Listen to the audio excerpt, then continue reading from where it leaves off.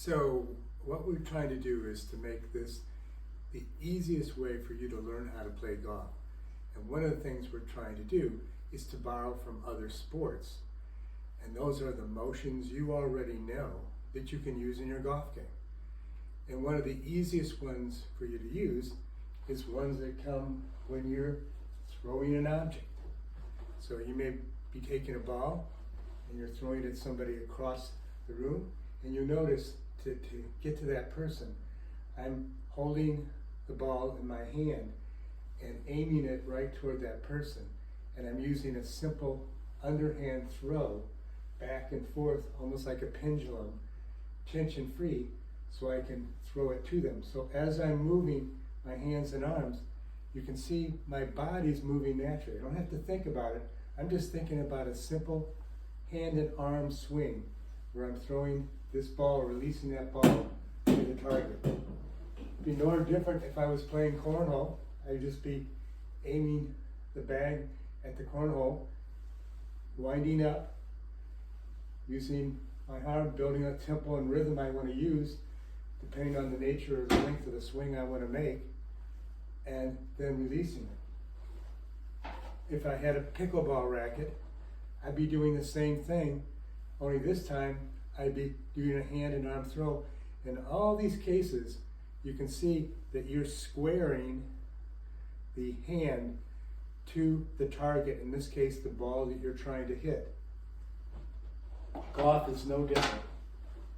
Your primary task is to square the club face to the ball at impact. And for us, it's just a simple underhand throw that would look like this. You just took a ball with your thumb, index, and middle finger, one of the foam balls that you have in your kit. You just hinge your hand, hinge your arm, wind up, and throw down to the ball. It's your ball target down there, because that's the target you're going to throw your hand square to. So once again, that movement is hinge your hand, hinge your arm, wind up, and throw down to that target down there. So it's a simple underhand throw.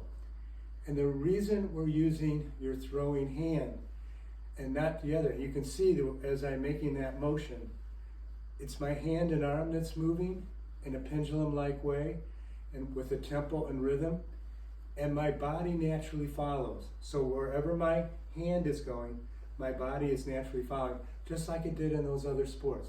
I don't have to think about it at all. All I have to do is think about this trailing or throwing hand.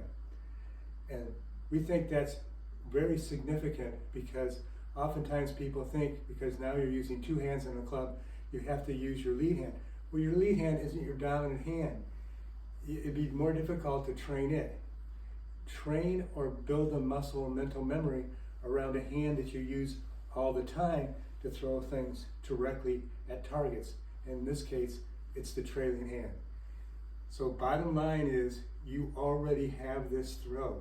You already know the motions for it. Now what we're going to do is show you how you transfer that to your golf swing using the square launcher accelerator and the split hand throw squaring routine.